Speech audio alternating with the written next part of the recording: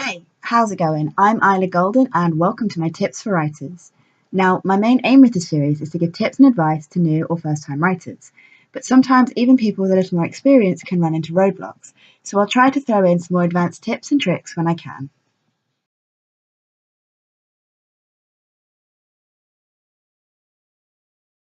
On this episode, we're going to be talking about character naming.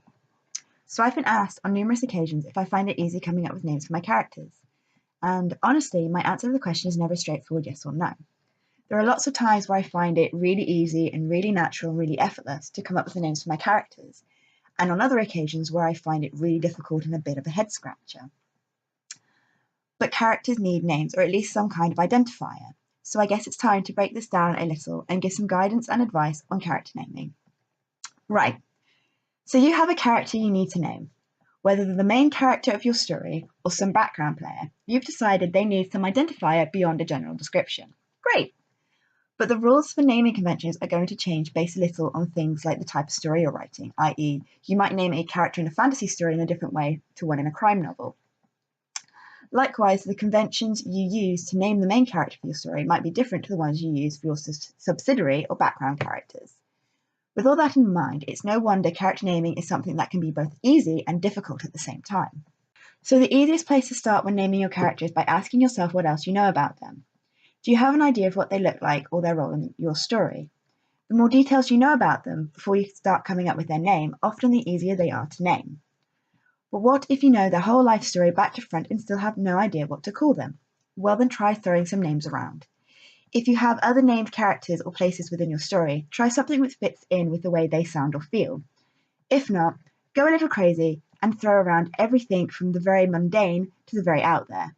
At some point, you will find something that just feels right. Alternatively, just start with a working name, something you can call them until you figure out what they're actually called.